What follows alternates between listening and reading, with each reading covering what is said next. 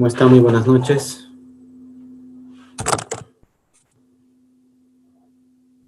Buenas noches.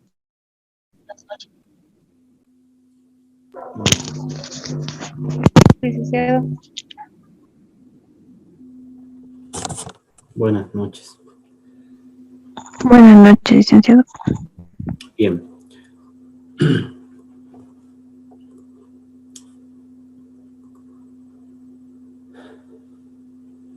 Estoy compartiendo mi pantalla, no sé si la ven.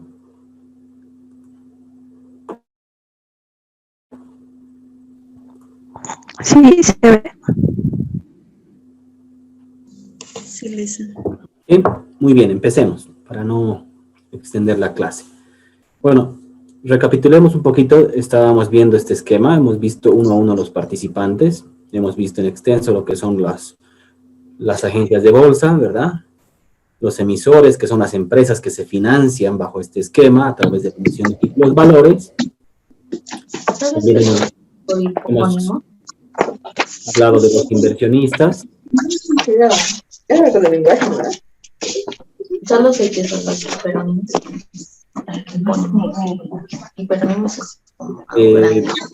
Marianela, ¿puedes poner apagado tu micrófono, por favor? Gracias. Los inversionistas, hemos hablado de las AFPs, del FRUB, ¿no es cierto? Y hemos empezado a hablar también de lo que es algunas entidades auxiliares. Perdón, antes de eso hemos hablado de lo que era la bolsa de valores, que hacía una bolsa, ofrecía los medios para que acudan las agencias de bolsa. Hemos hablado de la entidad de depósito que se encarga del registro, de la administración, así como de la compensación y liquidación de valores que se realizan en la bolsa, ¿verdad? Y hemos empezado a hablar de algunas entidades auxiliares, como por ejemplo las empresas o entidades calificadoras de riesgo. ¿Para qué servían estas entidades calificadoras de riesgo? Justamente porque ellas daban una nota a los emisores y a los valores que se emiten por cuenta de estos emisores, porque la emisión, no se olviden que la emisión de valores en bolsa tiene que obligatoriamente contar con una calificación de riesgo, ¿sí? Por eso es que se utilizan a las calificadoras de riesgo, con excepción de la emisión de pagarés de mesa de negociación. No se olviden que los pagarés de mesa no están obligados a tener calificación de riesgo, ¿no? En cuanto a la calificación de riesgo, hemos hablado en extenso de la nomenclatura de la calificación de riesgo de valores de renta fija, tanto de corto plazo como de largo plazo, ¿verdad? Y hemos hablado sobre las categorías de grado de inversión y las categorías de grado especulativo, ¿no? Adicionalmente hemos dicho, por ejemplo, en esta categoría de largo plazo, que desde la categoría AA hasta la B se podía incluir los numerales 1, 2 y 3. Ya saben, en el material complementario que les pasé, la definición de lo que significa cada una de estas nomenclaturas, ¿no? Solamente hemos visto lo que es renta fija. En ese documento van a ver, por ejemplo, lo que es la calificación de riesgo para acciones, para fondos de inversión, para compañías de seguro, etcétera, etcétera, ¿no?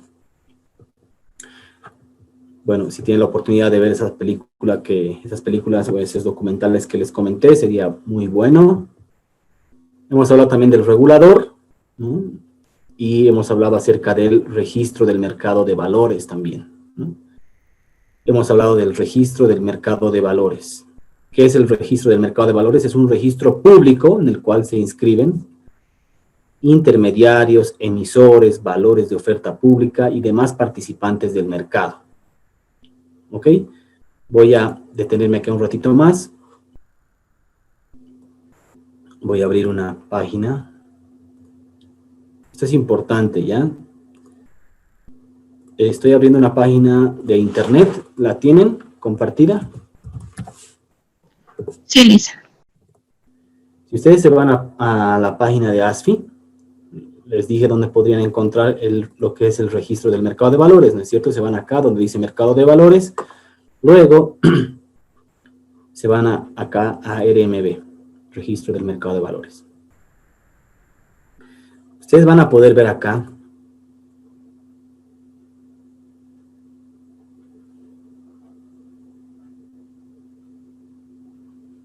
en emisores, por ejemplo, en emisores, acá están todos los emisores que están inscritos en el RMB, en el registro del mercado de valores. Hay un tema interesante acá. Van a notar que no todos, esto es importante, ojo, ¿ya? Y puede que sea sujeto de evaluación. No todos los emisores que están inscritos en el RMB, fíjense, son emisores que cotizan en bolsa. No necesariamente. Repito, no todos los emisores que están registrados en el RMB están necesariamente inscritos en bolsa. Una cosa es el registro en el RMB, que es un registro a cargo de la ASFI, y otra cosa distinta es el registro o la inscripción en bolsa del emisor.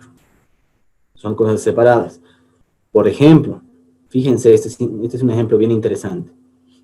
La Cervecería Boliviana Nacional es un emisor que está inscrito en el RMB, sin embargo, no está inscrita en bolsa. Y hay otros ejemplos más, hay algunos bancos también. ¿Ok? Entonces, para tomar en cuenta, la pregunta surge acá. ¿Cuándo una empresa debe inscribirse en el registro del mercado de valores?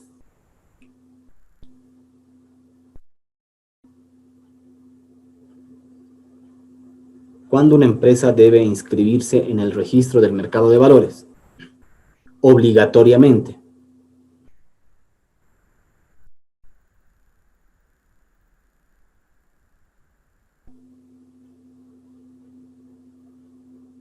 Buenas noches, licenciado. Si no tengo malentendido, cuando la empresa tiene la necesidad o ve que puede hacer una participación de sus acciones. Sí, pero hay empresas que voluntariamente lo hacen, pero hay una parte en la norma que nos dice que qué empresas tienen que inscribirse obligatoriamente. Porque no todas las sociedades anónimas se inscriben en bolsa, ¿no? La norma nos dice que aquellas sociedades anónimas que cuenten con más de 25 accionistas deben inscribirse en el registro del mercado de valores. Repito, las empresas o sociedades anónimas que cuenten con más de 25 accionistas deben inscribirse en el registro del mercado de valores obligatoriamente. Eso no implica que tengan que registrarse adicionalmente en bolsa. Eso es una facultad o una opción que tiene el emisor, pero no están obligados a hacerlo. Muy bien. ¿Alguna pregunta? Entonces, repito, no todos los emisores que están inscritos en el RMB necesariamente cotizan en bolsa.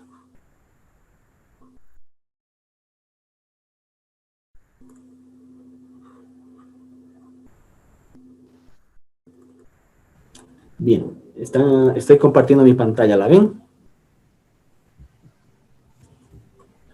Sí, Sí, licenciado. Ahora vamos a hablar de lo que es la Bolsa Boliviana de Valores, ¿sí? Como estamos en un mercado local, hemos hablado de lo que es una bolsa en general, pero ahora vamos a hablar de lo que es la Bolsa Boliviana de Valores. Por definición, es un mercado normado, regulado y transparente, al cual concurren los agentes de bolsa, igual, en representación de demanda y oferta de fondos para realizar transacciones con valores. ¿Ok? ¿Cuáles son las principales actividades de la bolsa? Son las siguientes. La inscripción de valores en bolsa. Si toda empresa que quiera negociar sus valores en este mercado, tiene que inscribirlos en bolsa. Luego está la negociación de valores tanto en mercado primario como en mercado secundario. Ustedes ya saben qué es un mercado primario y qué es un mercado secundario, ¿verdad? Y finalmente la difusión de información tanto de operaciones como de las emisiones y de los emisores. ¿Ok? Veamos ahora cuáles son los mecanismos de negociación en la bolsa. Mecanismos de negociación en bolsa. Bueno, tenemos básicamente dos grandes mecanismos de negociación. Uno es el piso de negociación. Lo puse porque todavía está vigente para algunos tipos de negociación. Sin embargo, la principal característica actualmente de este piso de negociación es que es un mecanismo, actualmente es un mecanismo de contingencia.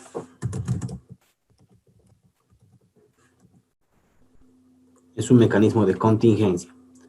¿Por qué? Porque actualmente donde negociamos prácticamente casi el 100% de las operaciones es en el mercado electrónico bursátil. ¿Sí? En el mercado electrónico bursátil. Entonces, puse lo que es piso de negociación, simplemente en el eventual caso de que el mercado electrónico se caiga, no existe internet, qué sé yo, pase algo, entonces migramos a un mecanismo de piso de negociación en instalaciones de la Bolsa de Valores. ¿Qué es el piso de negociación? Es un espacio físico que está especialmente diseñado en el ámbito de una bolsa de valores para ser utilizado por los agentes de dicha institución para vocear sus ofertas de compra y venta de valores de renta fija y renta variable. ¿Se acuerdan cuando habíamos visto lo que era una bolsa de valores?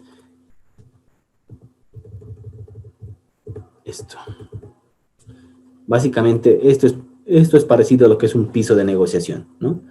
Es un espacio físico que está diseñado en el ámbito de una bolsa de valores para que concurran las agencias de bolsa. Pueden estas personas, por ejemplo, ser representantes de las agencias de bolsa o los que se llaman los brokers o los operadores de bolsa para realizar sus operaciones, pero la característica importante acá, señores, es que las negociaciones en un piso de negociación se las hace a viva voz, es decir, con voceos. ¿Sí? Actualmente ya no estamos bajo este esquema, estábamos hasta hace muy poco, hasta antes de febrero del año pasado, todavía el ruedo, bueno, casi el 100% de las operaciones se los realizaba en un piso de negociación. Desde febrero del año pasado, migramos bueno, prácticamente se implementó casi el 100% de las operaciones en un mercado electrónico. En un mercado electrónico bursátil. Ese mercado electrónico, la bolsa lo ha bautizado, le ha puesto el nombre de Smart BBB. Smart BBB, Smart Bolsa Boliviana de Valores. ¿Qué es el Smart BBB? Es un sistema de negociación electrónico concurrente que permite negociar instrumentos financieros a distancia o de manera remota. Esa es la característica más importante o la más fundamental de lo que es un mercado electrónico. Permite negociar instrumentos a distancia o de manera remota. ¿Qué significa esto? Que los operadores, o es decir, las agencias de bolsa, que son quienes acuden a la bolsa, operan o realizan sus transacciones desde sus oficinas, desde sus terminales, desde sus domicilios, digamos. No hay necesidad de acudir a un espacio físico, como lo es un piso de negociación. Entonces, eso permite que las agencias de bolsa puedan realizar sus operaciones desde sus oficinas. Eso significa que operan a distancia o de manera remota. ¿Alguna pregunta?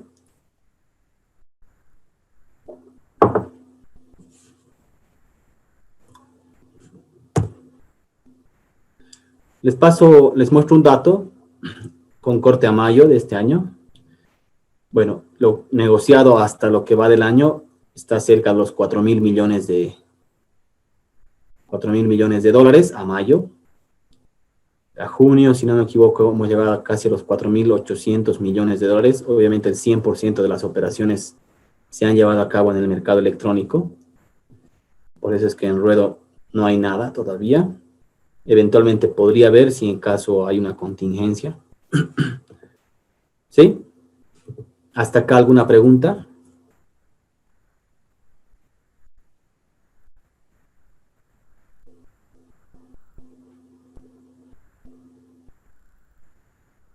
Seguimos. Ok, Ok, hemos hablado de los mecanismos de negociación. Ahora vamos a hablar de lo que es las operaciones permitidas en la Bolsa Boliviana de Valores. Operaciones permitidas, ¿no? Hay 3 tipos de operaciones que se permiten en bolsa, señores. Solo 3, actualmente. Tenemos la compra y venta de valores. La compra-venta de valores. Esto también se denomina la compra y venta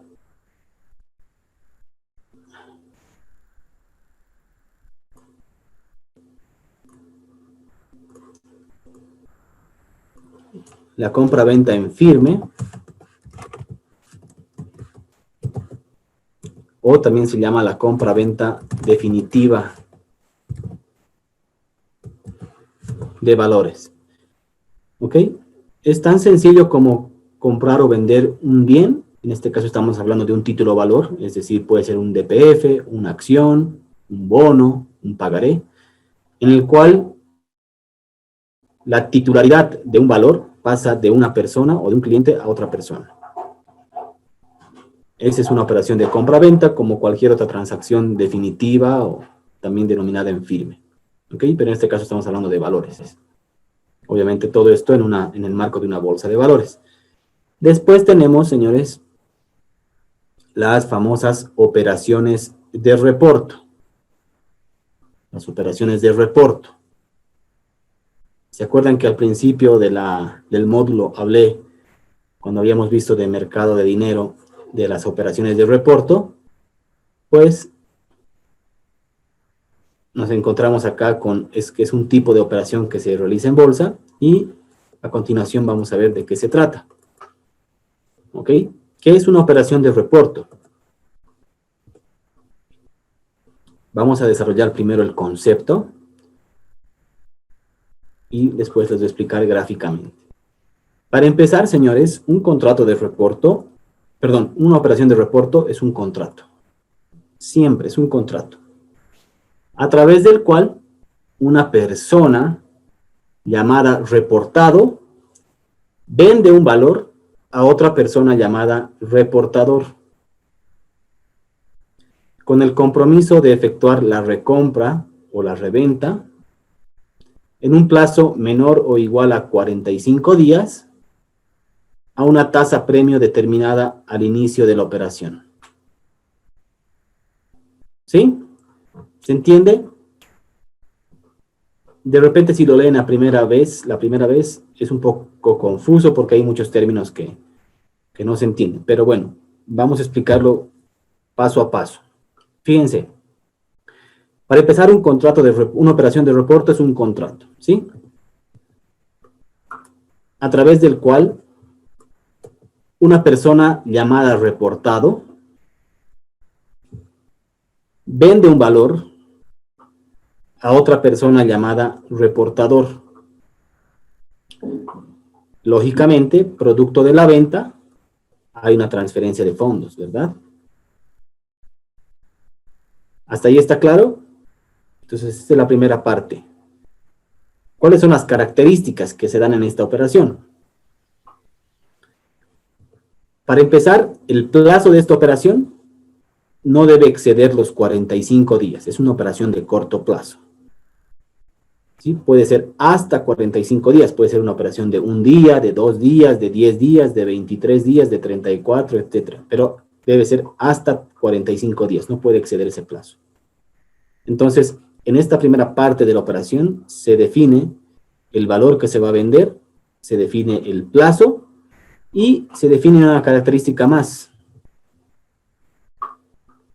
que es importante. Se define la tasa de interés, la tasa del reporto. La tasa del reporto, que se llama también tasa premio.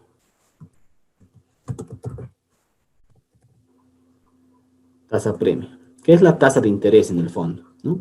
Entonces, al inicio de la operación se pacta el valor que se va a vender en reporto, el plazo y la tasa. ¿Ok? ¿Quiénes actúan como reportados?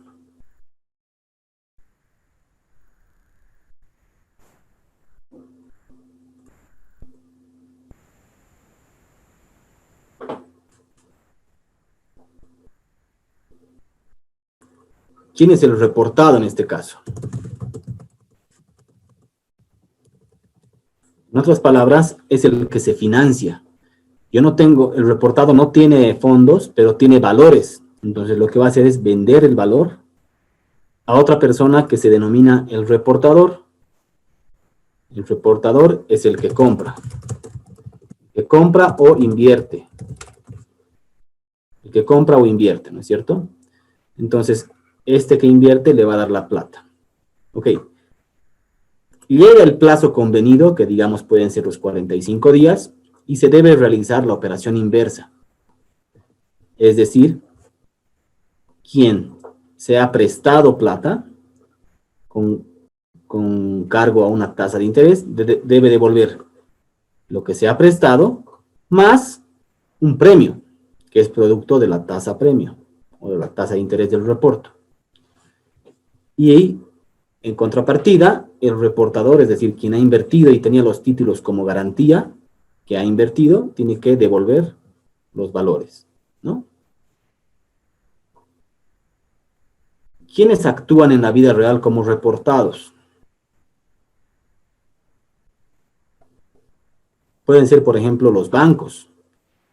Los bancos, en su manejo de tesorería, pueden tener, por ejemplo, en un cierto día, vencimientos de DPFs que deben honrar al público o a ciertas instituciones. Y puede darse el caso de que justo ese día no tengan la liquidez suficiente para hacer frente a esos DPFs. Lo que hacen entonces es, no se olviden que los bancos manejan dos tipos de carteras. Uno es la cartera de créditos, que es el activo más importante del banco, y otro es la cartera de inversiones. Por tanto, manejan también títulos valores. Entonces, el banco, como no tiene dinero en ese momento para pagar sus DPFs, para cancelar sus DPFs que han vencido, lo que hace es vender en reporto ciertos valores que puede tener en su cartera y conseguir liquidez inmediata, ¿no? Obviamente con una tasa de interés, ¿no? Y en el plazo pactado, que puede ser, digamos, 10 días, tiene el chance de conseguir los fondos necesarios o captar fondos, qué sé yo, y pagar la operación de reporto. ¿Quiénes actuarán como reportados?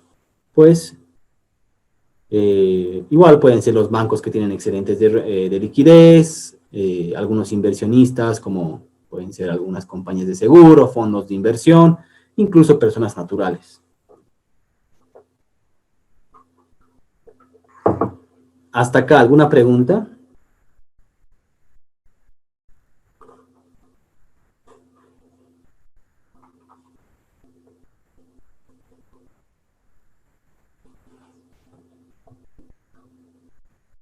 ¿Alguna pregunta?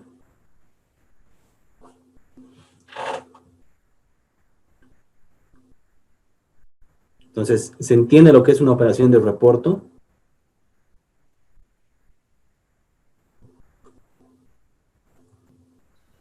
Dick, buenas noches. Una consultita. Esto sobre lo del reporto es una tasa premium, ¿no? Pero es algo fijo. Es una tasa fija durante todo el periodo de la operación. Si digamos se ha pactado por 45 días, corre por los 45 días. Siempre hablamos de esas tasas en términos anuales.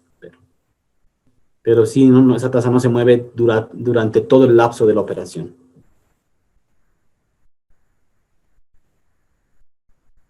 ¿Sí? Está bien, dice, gracias. Algunas puntualizaciones sobre las operaciones de reporto que son importantes. Ojo. No se puede vender en reporto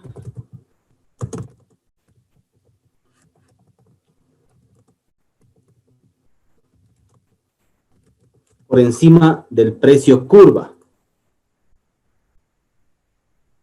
¿Qué es el precio curva? Es el precio de un valor a una fecha determinada. Y esto es muy lógico. Fíjense, voy a dar un ejemplo más más fácil para que se entienda. Digamos que yo necesito liquidez. Me voy a extraer un poquito de lo que es de los valores, ¿no? Yo tengo un celular, ¿ok? Y lo quiero dar en prenda para obtener esa liquidez. Digamos que este celular vale $100, por poner un ejemplo. ¿Ok? Si yo doy en garantía para obtener un préstamo este celular, ¿cuánto pues me prestarán? ¿Cuánto me prestará el mercado o un amigo o una casa de prendas? ¿Cuánto me dará por este celular?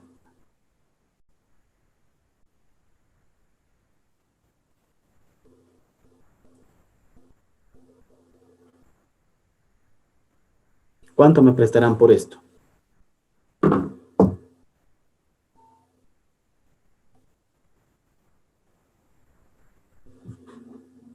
¿Mm?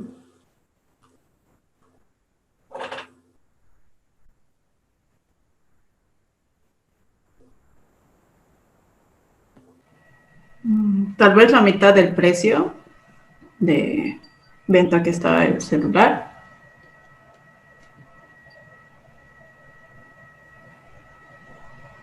El 50%, dice.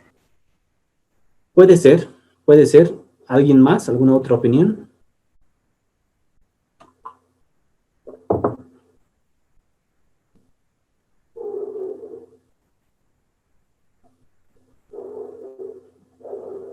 Bueno, la respuesta más lógica es, si quiero yo prestarme con prenda de este celular, pues me prestarán máximo lo que vale el celular, ¿verdad? Digamos los $100. ¿Por qué? Porque si eventualmente yo no pago, bueno, pues quien está con el celular irá al mercado y lo va a vender y recuperará por lo menos lo que me ha prestado. O como decía su compañera, menos, ¿no es cierto? Me prestarán pues $80 o $60. Lo propio pasa, señores, este es un ejemplo para que entiendan que a lo que iba a ir con esto. No se puede vender en reporto por encima del precio curva. Si yo tengo un valor, puede ser un bono que vale 10.000 bolivianos o 1.000.000, el equivalente a 1.000.000 de bolivianos, pues yo no puedo prestarme 2 millones, ¿verdad? Porque lo que vale el papel en el mercado, estos bonos, es 1.000.000. Si yo me prestaría más de lo que vale de lo que es un título, valor, pues el reportado tendría el incentivo de no pagar, ¿no? Y quedarse con la plata, porque ha dado algo que vale mucho menos. Eso se refiere el término de que no se puede vender en reporto por encima del precio curva. ¿Se entiende, señores? ¿Se entiende? Sí, listo. ¿Sí? Sí, Sí, licenciado. listo. Otra característica importante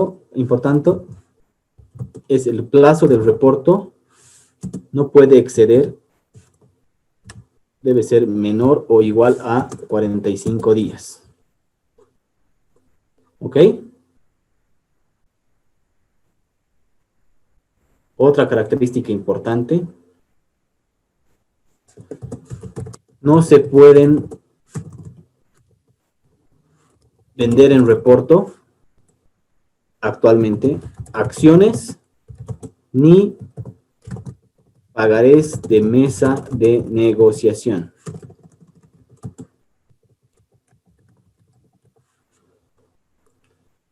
No se pueden vender en reporto acciones ni pagarés de mesa de negociación.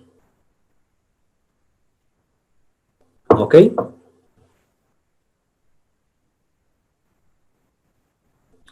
Entonces, esas puntualizaciones adicionales sobre lo que es una operación de reporto. ¿Alguna pregunta?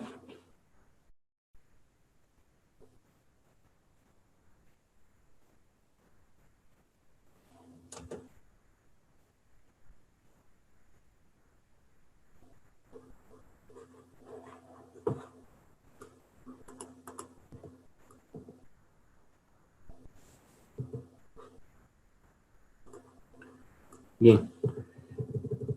Finalmente, hay otro tipo de operación que se realiza en bolsa, que son las operaciones de cruce.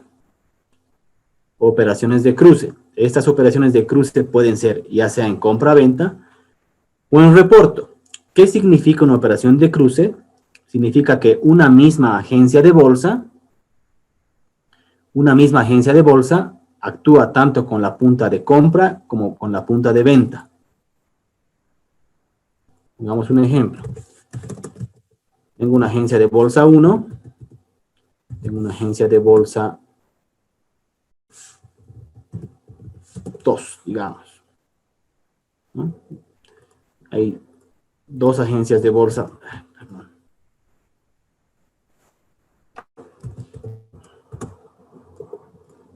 Agencia de bolsa 1 y una agencia de bolsa 2. Las agencias de bolsa, como les decía, pues tienen sus clientes. Aquí está el cliente 1 de la agencia, cliente 2, cliente 3, etcétera, etcétera.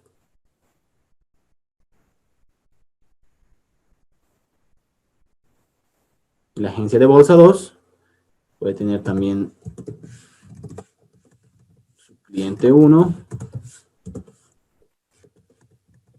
cliente 2, su cliente 3. Entonces, en una operación de compra-venta de valores, puede darse el caso de que la agencia de bolsa 1 actúe por cuenta de este cliente y le transfiera un valor a la agencia, al cliente 3 de la agencia de bolsa 2. O en reporto, ¿verdad? Se puede dar este caso, por ejemplo, o así, obviamente por cuenta de los intermediarios que son las agencias de bolsa. Sin embargo, en una operación de cruce, como les decía, en una operación de cruce, es la misma agencia de bolsa que actúa tanto desde el punto de vista de la venta como desde el punto de vista de la compra. En otras palabras, la operación se va a realizar con los mismos clientes que tiene una misma agencia de bolsa. Por decir, este cliente 1 le venderá valores a este cliente 3. Ya sea en firme o en una compra-venta de valores definitiva o en una operación de reporto. No interviene otra agencia de bolsa. Esa es una operación de cruce. Es decir, la misma agencia de bolsa actúa con la punta de venta como con la punta de compra. ¿Sí? ¿Se entiende?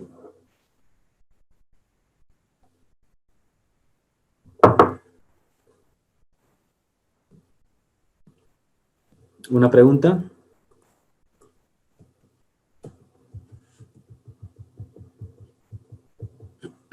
Bien, este es un gráfico que nos muestra, igual con corte a mayo, la relación que existe entre operaciones de reporto y operaciones de compra-venta en firme.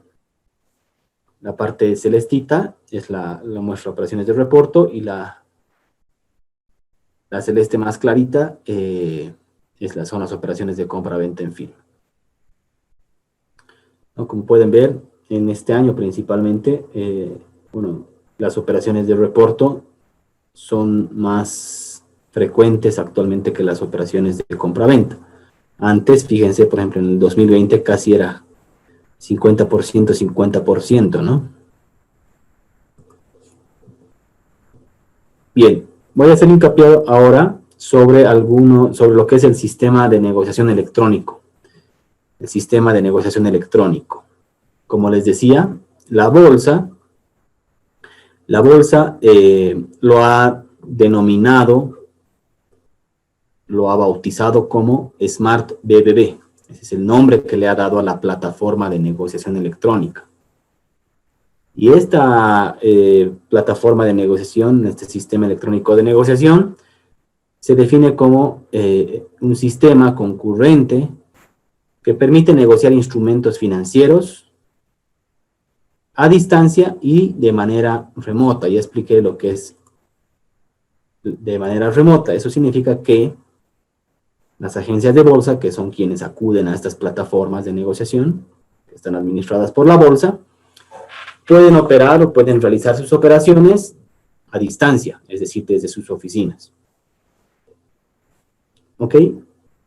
Cabe recalcar que este sistema electrónico de negociación es un software que ha sido adquirido, comprado por la bolsa de un proveedor español que se llama BME, es Bolsas y Mercados Españoles. Este sistema electrónico de negociación tiene ciertos principios, ¿sí? Está basado en un modelo europeo de negociación y tiene los siguientes principios, por ejemplo, el principio de accesibilidad, el principio de equidad, de mercado ciego, el principio de oportunidad, precio justo, profundidad y transparencia. Por ejemplo, el principio de accesibilidad se refiere al hecho de que antiguamente, como la bolsa de valores ofrecía una plataforma en un piso de negociación, es decir, físico, al cual las agencias de bolsa acudían, implicaba que todas las agencias de bolsa que estaban en el mercado debían tener sus oficinas en la ciudad de La Paz, porque la bolsa está situada, su oficina principal es en la ciudad de La Paz. Entonces eso obligaba a que todas las agencias de bolsa tengan oficinas en la ciudad de La Paz. El principio de accesibilidad se refiere justamente al hecho de que las agencias puedan operar desde cualquier lugar. Eso hace más accesible este mercado. Entonces, pueden haber agencias de bolsa que están en el interior del país y no tengan la necesidad de contar con una oficina acá. ¿Sí? Hay otro principio que de repente les llama la atención, que es el principio de mercado ciego. Principio de mercado ciego. Y este principio hace referencia a que las agencias de bolsa, al momento de realizar sus operaciones, repito, las agencias de bolsa, al momento de realizar sus operaciones, no saben quién es la contraparte de la operación. Porque no se olviden que están enfrente de una pantalla simplemente, viendo las posturas de compra o de venta. Sin embargo, no saben quién está por detrás de esas posturas. A eso se refiere el concepto de mercado ciego. Repito, que las agencias de bolsa no saben quién está por detrás de la operación o con quién están haciendo la operación. Se enteran, obviamente, después, ¿no?, de haber hecho la negociación, cuando en el momento de la asignación de valores y posteriormente cuando llegue el boletín, que es de información de carácter público. ¿Ok?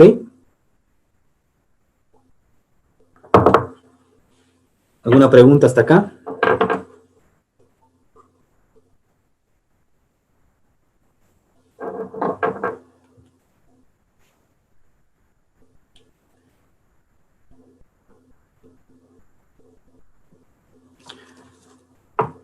¿Alguna pregunta?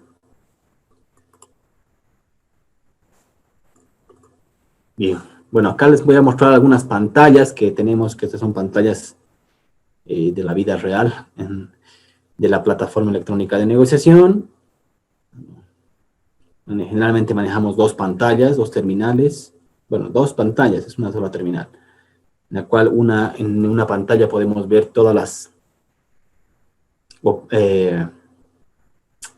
características que tiene el operador en cuanto a sus posturas, y en la otra pantalla se ve lo que está haciendo el mercado como tal, y esas pantallas las pueden ver todos, ¿no? Simplemente para que tengan una idea de cómo son estas pantallas. ¿Ok? Hasta acá, señores, ¿alguna pregunta?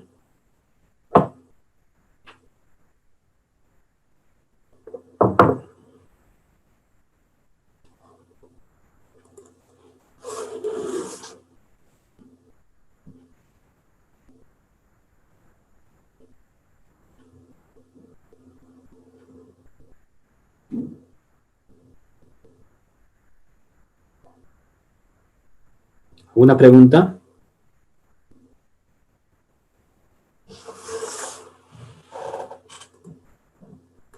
¿Seguimos? Bueno, bien, eso en cuanto a los, tanto mecanismos de negociación y los tipos de operaciones que tiene la bolsa. ¿Ok? Ahora vamos a ver una cosa un poquito más complementaria o diferente. Y vamos a hablar sobre el financiamiento a través del mercado de valores. El financiamiento a través del mercado de valores. ¿Sí? Ya lo habíamos visto, creo que en la anterior clase, a grandes rasgos, pero vamos a revisar con más detalle.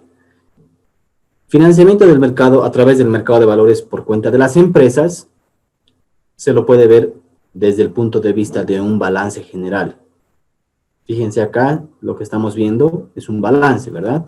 Tenemos los activos y en el lado derecho del balance tenemos tanto los pasivos como el patrimonio, ¿verdad? Entonces, vayamos a ver la forma más convencional de financiamiento de las empresas a través del mercado de valores. ¿Cuál creen que es la forma más tradicional de financiamiento en el mercado de valores? A través del pasivo con la emisión de deuda, bonos, pagarés, títulos, valores, títulos de deuda. Correcto. A través del pasivo, ¿no? Las empresas lo que hacen es emitir valores que son constituidos pasivos para la empresa que se financia. ¿Qué tipo de pasivos, qué tipo de deuda emiten? Bonos, pagarés, letras, ¿no es cierto?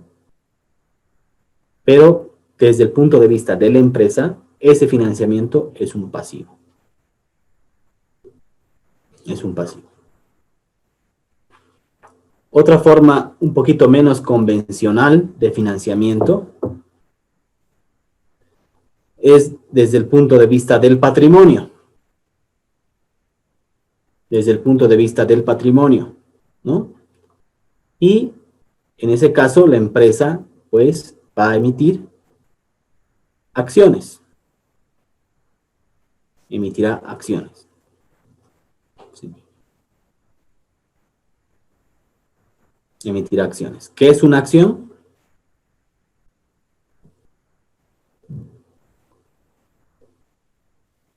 Una alícuota parte del capital social de una sociedad anónima. Correcto. ¿Quiénes emiten acciones? Las sociedades anónimas. Solamente las sociedades anónimas. No se olviden eso, ¿no? No se olviden. Y hay otra forma ya menos convencional, tal vez no la sabían, que es el financiamiento a través del activo de las empresas, a través del activo. Y este tipo de financiamiento, señores, está relacionado con los procesos de titularización.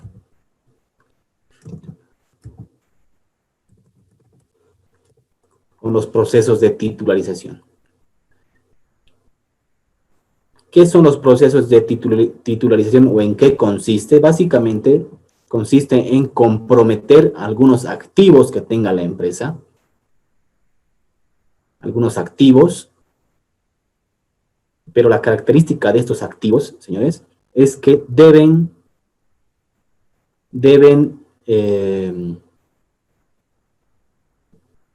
tener o deben generar flujos futuros. ¿Ok? Comprometer activos de la empresa que generen flujos futuros. Cuando se realizan este tipo de procesos de titularización, lo que se emiten son valores de titularización. Valores de titularización. ¿Se entiende?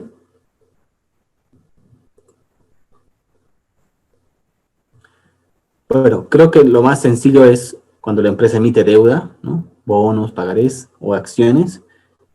veamos en qué consiste. Les prometí que cuando hablamos de valores de titularización, que hagan un acto de buena fe y que me crean que existen esos valores, pues ahora les explico en qué consiste, qué es la titularización. Rápidamente, ¿qué es la titularización? ¿Ok? Vamos a ver ahora cómo se financian las empresas desde el punto de vista desde el lado del activo. Entonces, este básicamente es el esquema para que lo entiendan rápidamente. Estamos hablando de la titularización. Por un lado, hay un originador. El originador es la empresa que se va a financiar. ¿Ok? Es la empresa. Es la empresa que cuenta con un activo. Es la empresa que tiene un activo. Y sabe que estos activos generan flujos en el tiempo. ¿Ok? Entonces, lo que va a hacer esta empresa es ceder estos activos. Esto se llama la cesión irrevocable de activos. ¿Ok? La empresa tiene un activo que sabe que genera flujos en el tiempo y lo que va a hacer es ceder estos activos. ¿A quién los cede? Los cede a un patrimonio autónomo. Patrimonio autónomo es una entidad que es administrada por cuenta de alguna otra empresa, pero que es independiente en su administración. ¿Ok? Entonces, estos activos son cedidos a un patrimonio autónomo.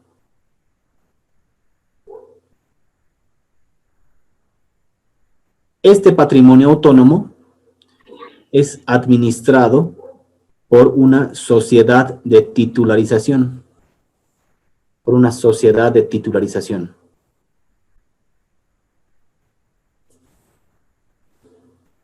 ¿Ok? Entonces, el patrimonio autónomo tiene, independientemente de la empresa, su propio balance, fíjense. Este activo que ha sido cedido a este patrimonio va a constituir el activo del patrimonio autónomo.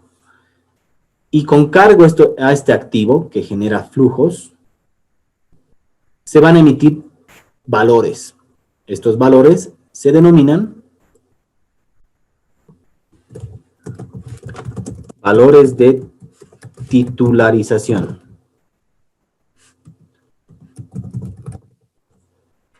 Valores de titularización. Entonces, repito, con cargo al activo que ha sido cedido al patrimonio autónomo, se emiten valores. Estos valores se denominan valores de titularización, se venden al mercado. ¿A quiénes?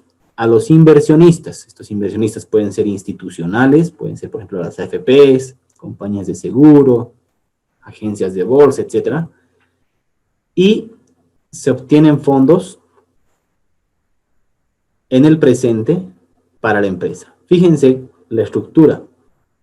Esta empresa que tiene un activo y sabe que ese activo genera flujos, va a recibir dinero ahora, ¿sí?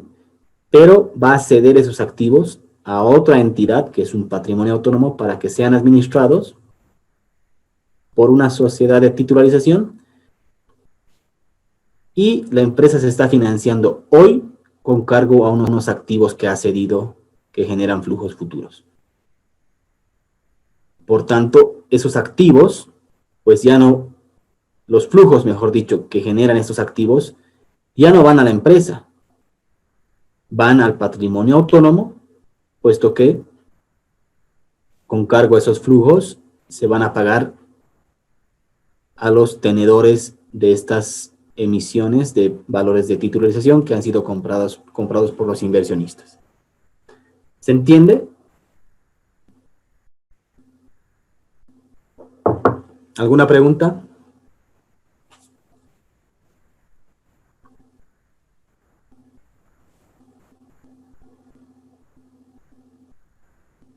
¿Alguna pregunta?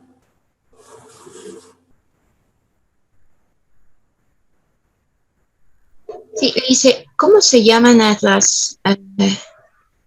las empresas que administran este patrimonio autónomo? Sociedades de titularización. Ah, bueno, porque tenía la duda y no sé si es parecido o estaba confundida en administradoras de bienes y activos.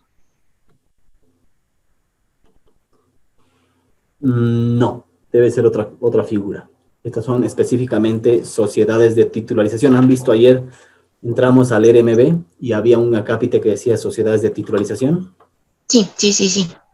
Son 3 actualmente que están en el mercado reguladas, que son el BDP, Sociedad de Titularización, que es lo que es ex Nafibo. Está Visa, Sociedad de Titularización. Y finalmente está una nueva que se llama iBolsa, Sociedad de Titularización. Entonces, la administradora de bienes y activos sería otro componente tal vez del proceso de titularización. No, es que es la primera vez que estoy escuchando ese nombre. No sé si interviene en este proceso, creo que no. Yo le pregunto, Lice, porque haciendo el cuestionario que nos envió, investigando un poco, sí habla sobre las administradoras de bienes y activos, pero no entendí muy bien cómo ellos participan, si prácticamente el proceso de titularización estaría entre el originador, las sociedades de titularización y los inversionistas. Y también el patrimonio autónomo, ¿no? De repente, lo que tú dices es también lo mismo, asocia a una sociedad de titularización, pero con otro nombre. ¿Dónde lo has visto eso, perdón?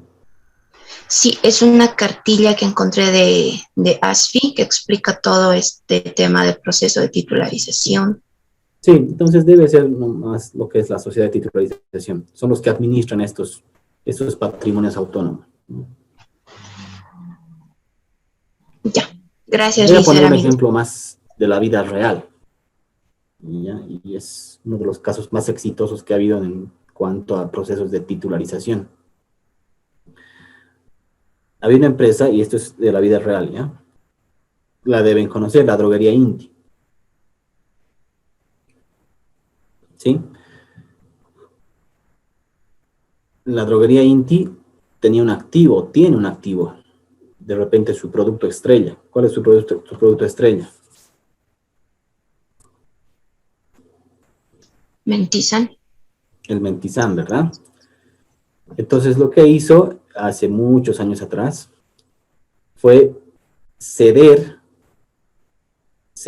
las ventas del Mentizan, que es un activo, por un lapso de tiempo determinado, a un patrimonio autónomo, ¿sí? Que fue administrado por una sociedad de titularización. Y con cargo a las ventas futuras de ese producto, se emitieron valores de deuda de este patrimonio autónomo, eran específicamente valores de titularización de deuda, y fueron adquiridos por inversionistas, ¿no? Rápidamente. En otras palabras, lo que hizo la empresa, en este caso el originador, que era la droguería Inti, fue financiarse hoy con ventas que iba a recibir en el futuro y con cargo a este patrimonio autónomo, ¿no? Es un ejemplo de la vida real que ha pasado y que fue muy exitoso. ¿Se entiende ahora un poquito mejor la figura? Sí. Sí. Entonces, fíjense.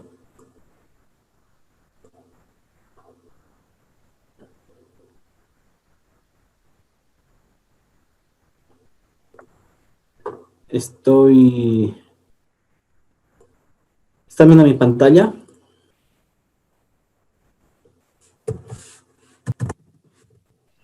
Sí, Entrar a la página de la bolsa, fíjense. Acá, en centro de información, en prospectos, fíjense.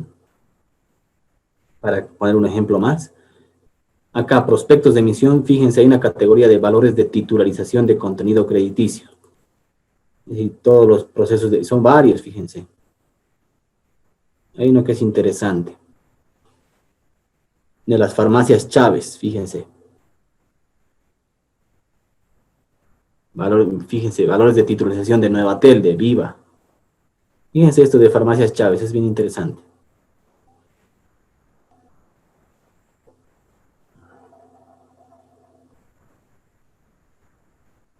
¿Están viendo?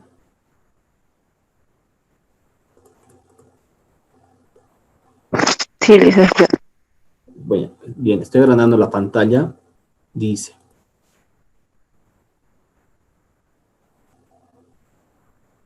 Patrimonio Autónomo Chávez BDP ST053. El patrimonio BDP se crea con el fin de titularizar los derechos sobre flujos futuros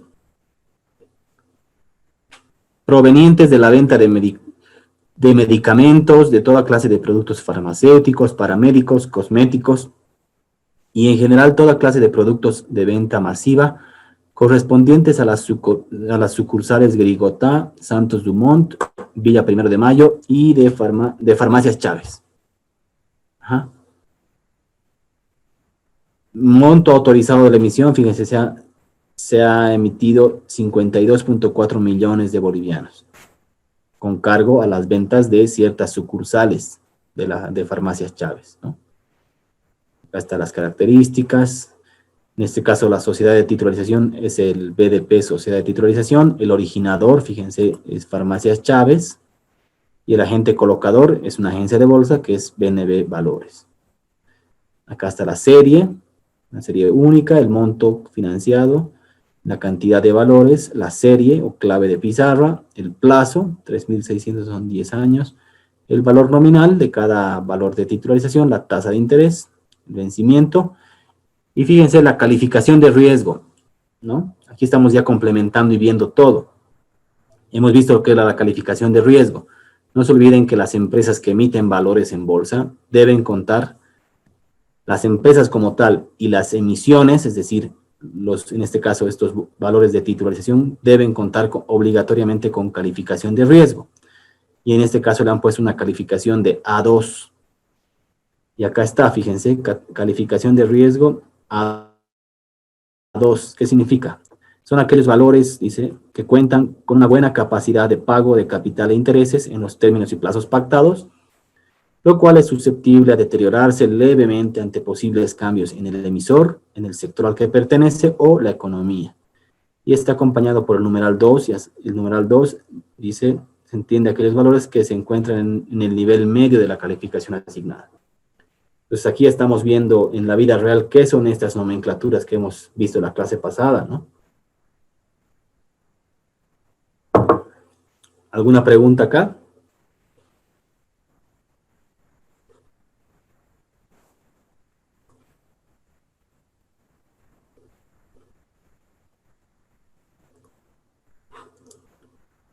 ¿Alguna pregunta?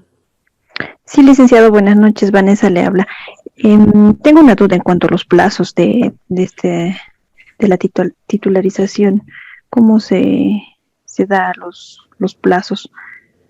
Y también en cuanto a la calificación de riesgo, ¿qué valores o qué títulos de valores necesitan obligatoriamente la calificación de riesgo? ¿Todos o hay alguno que no necesita?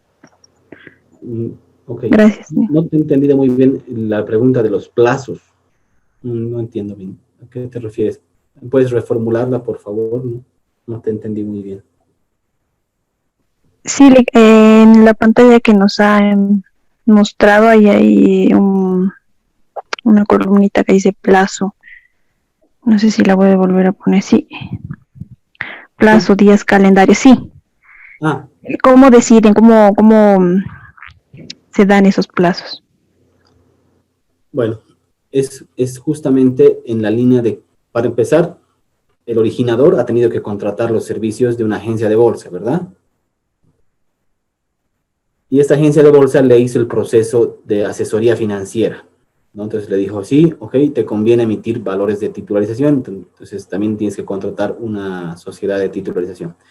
Y en ese estudio que hizo, en esta asesoría financiera que hizo la agencia de bolsa, entonces, y en función a los flujos que tenga la empresa, les recomendó que lo más óptimo en este caso era emitir valores con un plazo próximos a los 10 años, que es este plazo de 3.660 días, es aproximadamente 10 años. Entonces, eso está en función, el plazo se determina también en función a las condiciones de financiamiento que quiere tener la empresa. De repente es un financiamiento de una empresa que va a tener una recuperación de capital muy rápida, entonces no le conviene financiarse tan largo, ¿no? De repente solamente será 2 o 3 años. Hay emisiones también más cortas, ¿no?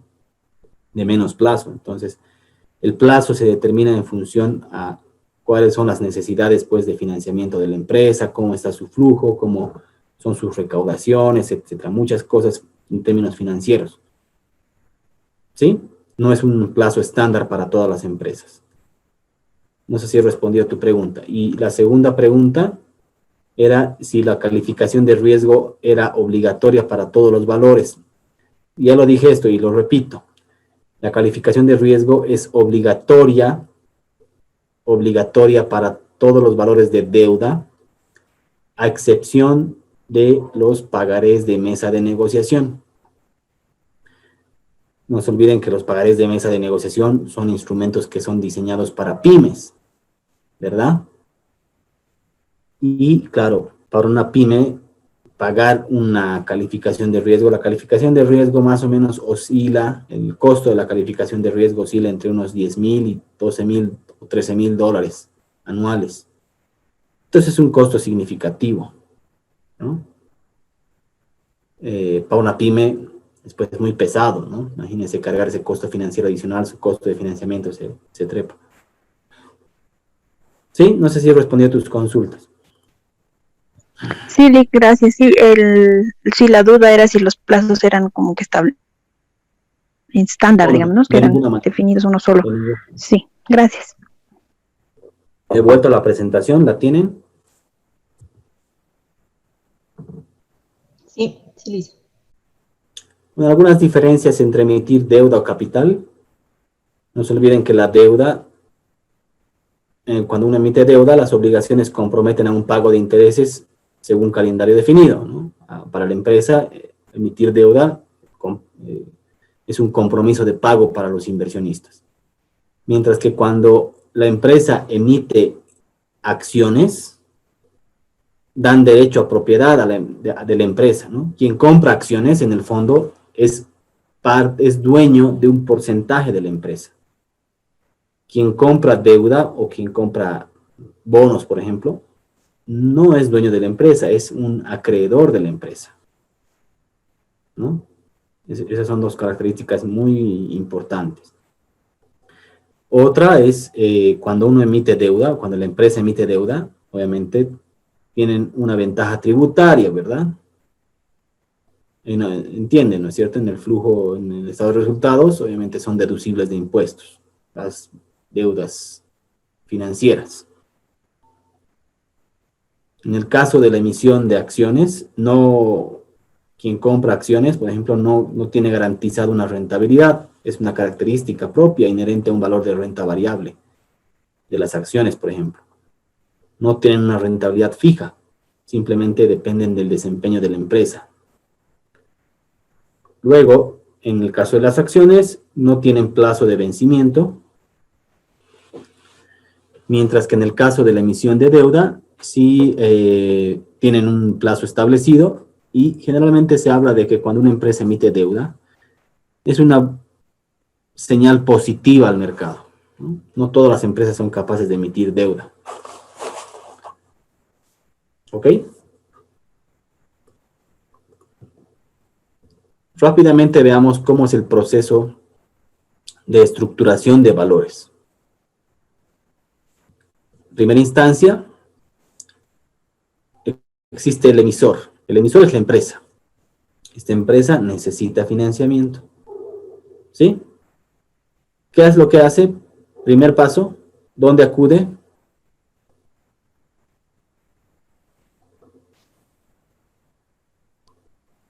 Agentes de bolsa. A la agencia de bolsa. ¿Qué es lo que hace esta agencia de bolsa? Le hace el proceso de asesoría financiera. Ese proceso de asesoría financiera culmina con un prospecto de emisión.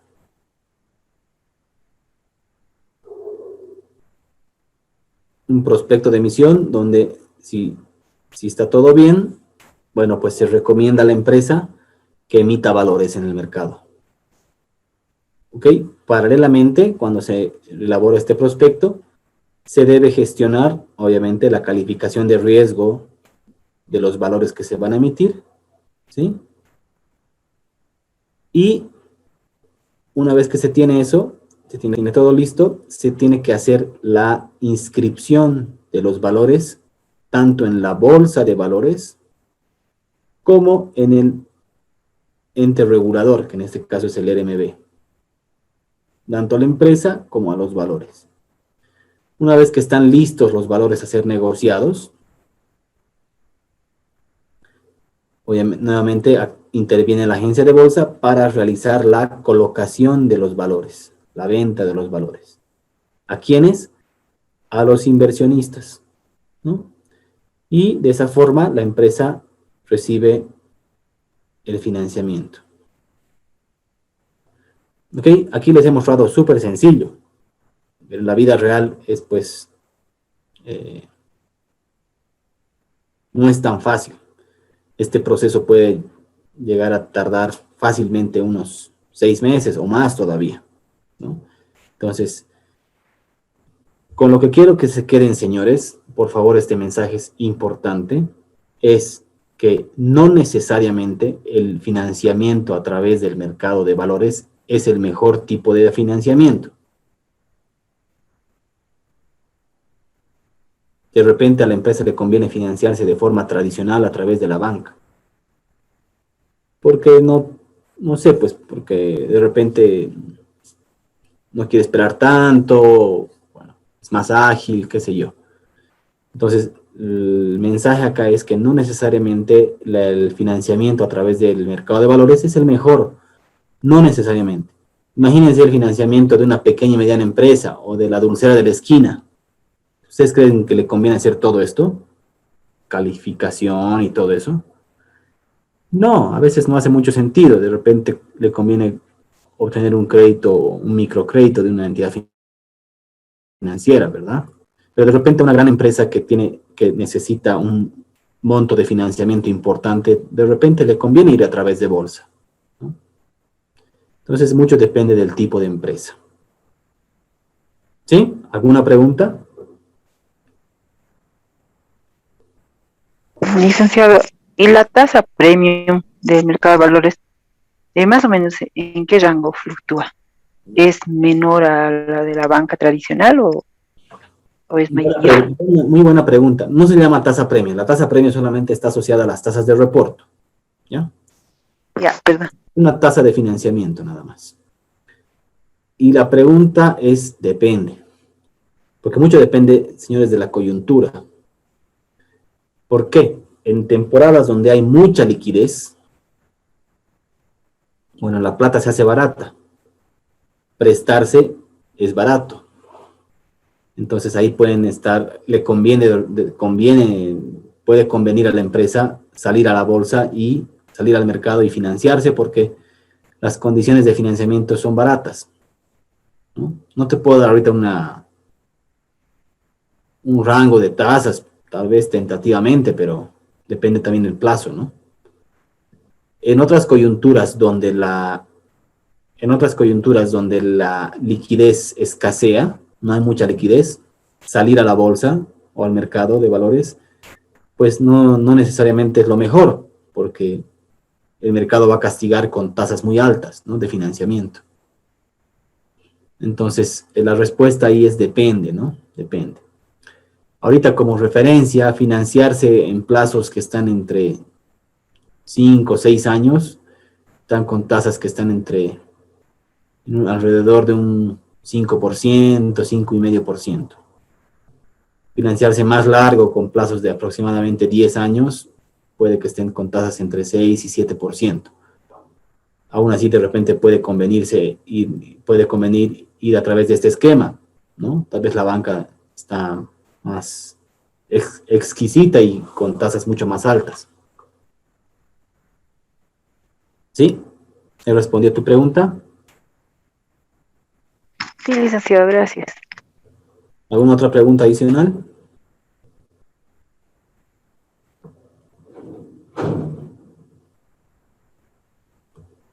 Bueno, sigamos.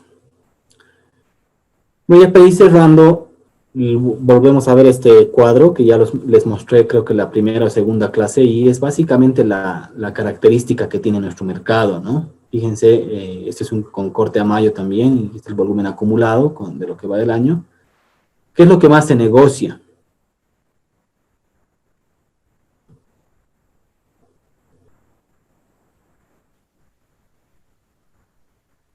¿Qué es lo que más se negocia? DPFs. Para empezar, es un mercado de renta fija. Renta fija. Y dentro de lo que es la renta fija, lo que más se negocia son los depósitos a plazo fijo. Dos mensajes acá, ¿no? Dos mensajes importantes. Uno, tenemos un mercado básicamente que es de renta fija, mercado de renta variable es muy incipiente, muy pobre. Y otro mensaje es que es un mercado de DPFs, ¿no? En otras palabras, ¿qué significa eso? Que tenemos mucha dependencia del sistema financiero tradicional de la banca. Pues este mercado de valores tiene mucha dependencia de la banca. Esto no debería ser así, ¿no? ¿Qué debería, en un mercado mucho más profundo, donde se fomente el financiamiento a las empresas, qué debería prevalecer? Los bonos bancarios, por ejemplo, ¿no? Perdón, los bonos a largo plazo, ¿no? De las empresas, qué sé yo. ¿Sí? ¿Se entiende el mensaje?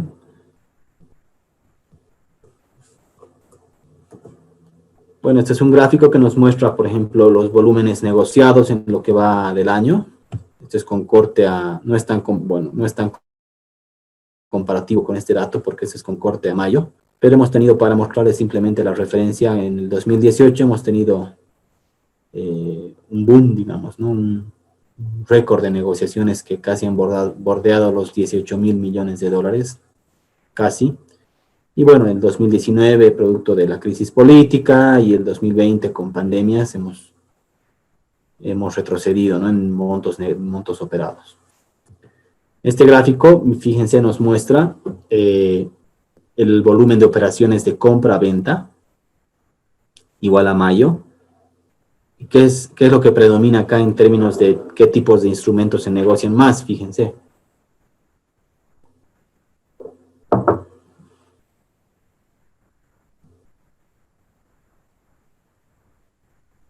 Igual los DPFs, ¿no? Sí. Más del 80% de lo que se negocia en compra-venta son DPFs. Esto parece un Pac-Man, ¿no? Que se los come a los otros tipos de instrumentos. Y lo propio en reporto, ¿no? En reporto igual el 80% actualmente, bueno, a corte en mayo, de lo que se negocia es DPFs. Está muy casado ese gráfico. Y finalmente, señores, este gráfico nos muestra, estas son las tasas de reporto. Las tasas de reporto. La que está en amarilla es la tasa en bolivianos, y la que está en azul es las tasas en dólares. En dólares básicamente no hay mucha volatilidad. En bolivianos, fíjense, hemos tenido tasas el año pasado que han llegado a niveles incluso del 14%, ¿no? Ahora estamos con niveles mucho más controlados, que estamos tasas en torno al entre 2 y 3%. Y, bueno, la tasa de reporto, para decirles, es un indicador, es el indicador más cercano que se tiene de la liquidez del sistema financiero. ¿Sí? Repito, la tasa de reporto es un indicador más cercano que se tiene de la liquidez del sistema financiero. ¿Qué pasa cuando la tasa del reporto, por ejemplo, en bolivianos, se dispara, como en este caso? Eso es sinónimo de que no hay liquidez en el sistema financiero. Entonces, en otras palabras, la plata se encarece. Y quien quiere conseguir plata en el mercado, pues va a tener que pagar tasas altas de financiamiento en reporto, ¿no? ¿Quiénes se benefician acá? Los que tienen plata, ¿no? Porque invierten en reporto a tasas altas. Quienes se ven perjudicados, los que tienen que financiarse en reporto, en este caso, los reportados, ¿no? Quienes se benefician, los reportadores, en el grafiquito que les enseñé. Bueno, eso es lo que tenía preparado para ustedes, señores, en este módulo de mercado de valores. No sé si tienen alguna duda, alguna inquietud, alguna consulta para ir cerrando el módulo. Creo que vamos a acabar en hora. Pero bueno, espero sus consultas, sus comentarios ahora.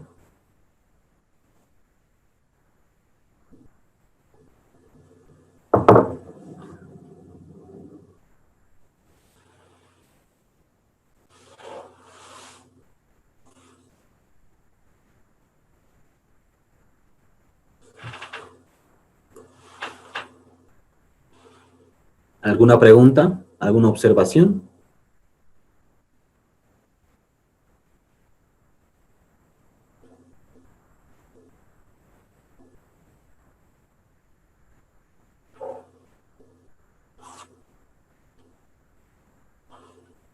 ¿Alguna observación? ¿Alguna pregunta? Si pueden prender a ver sus cámaras para que los conozca un poquito.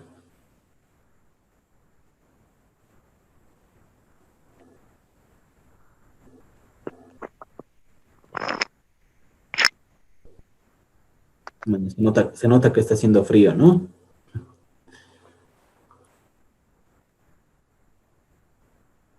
Yesenia, Olivia, Silvina, Daniela, Jenny, Lady, Flor,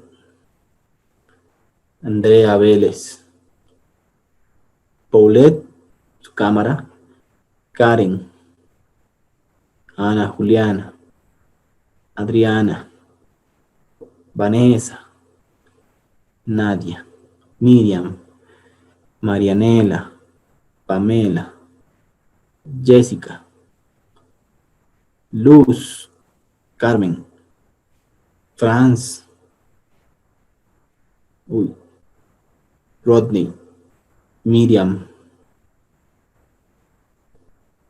¿Tienen alguna consulta? ¿Qué les apreció el curso? ¿Alguna observación, comentario? Ese es un curso muy amplio. De hecho, no sé si seguirá viendo, hay un diplomado que es justamente de mercado de valores, donde se ve más a profundidad muchos de estos temas que los hemos visto tal vez muy superficialmente.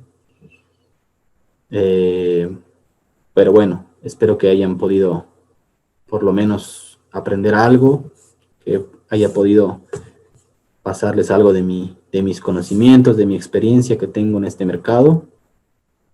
No sé si tienen alguna duda, algún comentario. Sí, licenciado, yo tengo una duda de la semana pasada, del foro 2 exactamente. La pregunta decía, ¿cuáles cree que son los principales motivos por los que no se negocian acciones en la Bolsa Boliviana de Valores? Ya dimos las respuestas, pero creo que muchos algunos coinciden en que es la falta de información. Y yo quisiera saber cuáles son los principales motivos, si me podría responder esa pregunta. Tengo esa duda. Ok. Bueno, ¿alguien más? Que tal vez varias preguntas y les voy respondiendo. O si gustan pueden escribirlas en el chat también. Bueno, a ver, Olivia. Es una buena pregunta. ¿Por qué ustedes han visto en el cuadro? ¿Por qué no se negocian acciones? A diferencia de otros países, que es al revés, ¿no? Lo que se negocia son más acciones que instrumentos de renta fija, sin ir lejos. Perú, Chile, mercados incluso en América Latina, ni qué decir en otros mercados europeos, qué sé yo. Bueno, hay muchas respuestas. No hay una específica, pero uno, para empezar, en Bolivia no se tiene la cultura, ¿no? La cultura de que las empresas vayan a la bolsa, por ejemplo, ¿no? De hecho, si ustedes han visto en la página de la bolsa, de la ASFI, hay muy pocas empresas, no muy pocas, pero pocas empresas en general que cotizan valores en bolsa, ¿no? Entonces no tenemos esa cultura bursátil para que las empresas vayan, porque no se olviden que una característica importante y tal vez de las más importantes, de las más esenciales para que una empresa acuda a la bolsa es el tema de la transparencia. Las empresas que van a bolsa tienen que ser totalmente transparentes porque deben presentar información financiera, estados financieros de forma trimestral, son abiertas totalmente al público, a los inversionistas. Entonces, de repente, la cultura empresarial en Bolivia no está a ese nivel, ¿no? Entonces, muchas empresas más bien prefieren no estar, digamos, en ese ámbito, tan expuestas, tan abiertas. Tendrán sus motivos. Otra de las causales, de los motivos, puede ser el hecho de que no se olviden que al emitir acciones o al financiarse a través de acciones, están haciendo partícipes de las decisiones de la empresa a quienes compran esas acciones, porque quien compra las acciones son dueños en cierto porcentaje de la empresa, ¿verdad? Entonces, muchas de las sociedades anónimas que son las que emiten acciones, generalmente, al menos en Bolivia, no todas, pero gran parte, son empresas familiares. Y eso da lugar a que abrir los paquetes accionarios hagan que las empresas teman perder el control de la empresa, ¿no? Porque ya van a meter a otro tipo de accionistas que van a empezar a tomar decisiones y de repente puedan temer perder el control de la empresa.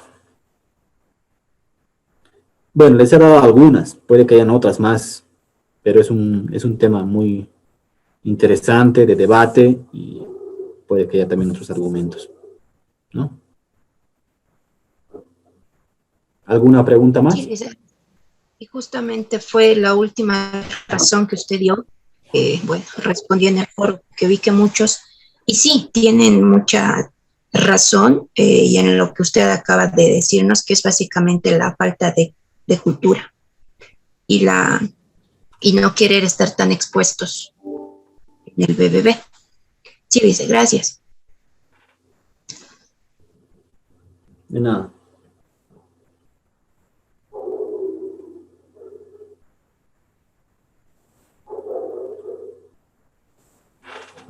¿Una otra pregunta?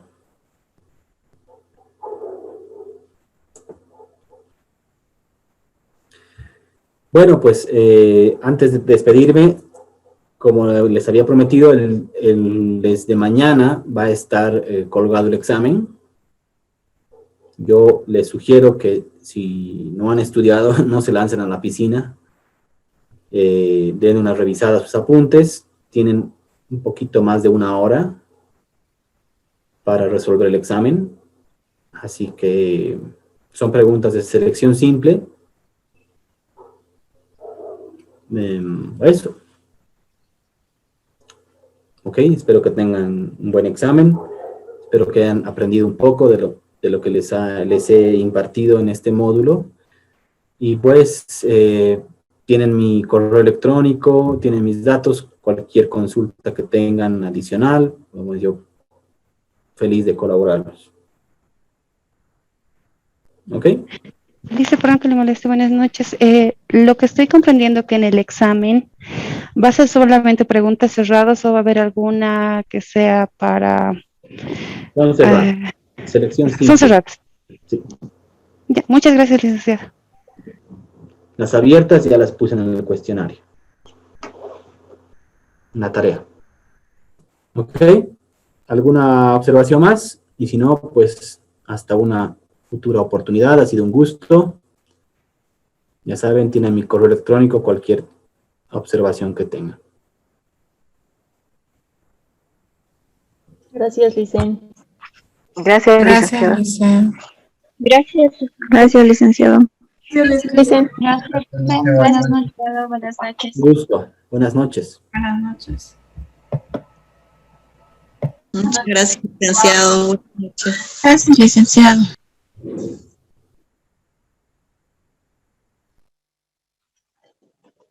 Que esté bien, licenciado. Hasta luego.